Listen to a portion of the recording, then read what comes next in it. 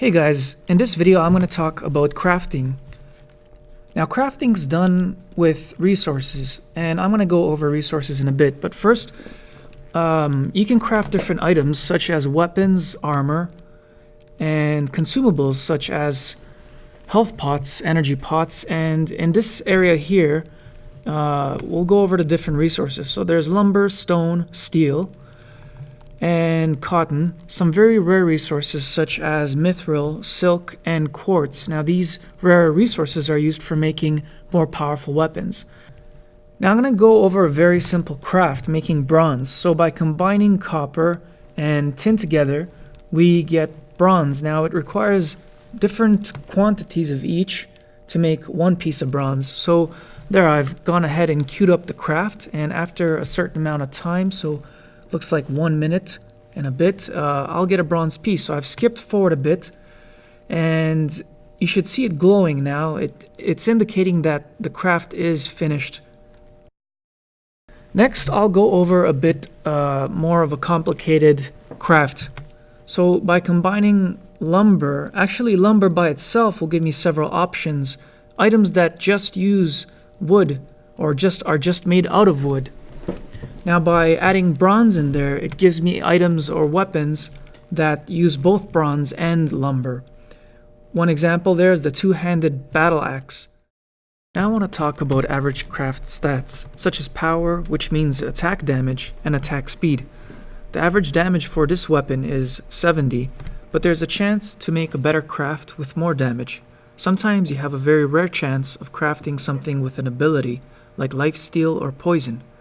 Fast forwarding, my craft turned out pretty good with 78 damage. It's also possible to craft weapons with much higher damage, such as the steel version of this battle axe, and it has about 220 attack power. So there are many varieties of items and armor you can create in this crafting system. So I'm going to show you how to actually make use of what you've just crafted, specifically the two-handed bronze battle axe. So I'm going to load up Dungeon Fighter, and that's one of the games that makes use of these melee weapons that are medieval themed. So from the vault, which is where everything goes once it's crafted, I'm going to drag it into my in-game inventory. I'm going to start the game, and now I'm going to show you how much damage I do without the weapon equipped and then with it equipped. So here we go. I'm going to attack a goblin, and I've got just my basic weapon equipped, so no bonus damage. Doing about 16 damage to these guys. Takes a couple hits to kill them.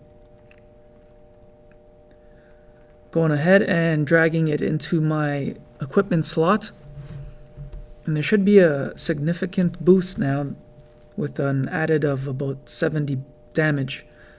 Taking into account their armor, it does a bit less than that, so 68. But I am able to one-shot them, and you can see the kill effect is quite exaggerated from the base attack damage. And so that's basically how you can use items you've crafted in your games. You can also loot these items off the minions you kill inside Dungeon Fighter. Now say you're tired of hacking and slashing, and you want to collect resources or items some other way, you can go ahead and play Reaction or one of our other games that's using our shared virtual goods API. And when you get a good score, you'll get a good amount of items. Now there my score wasn't that great, so I didn't get that many. Now if you're a developer and you'd like to integrate your game with our shared virtual goods API, please feel free to contact us at support@socialplay.com. By integrating, you could open up your indie game to hundreds of thousands of items. Thanks for watching, guys, and please visit us at SocialPlay.com.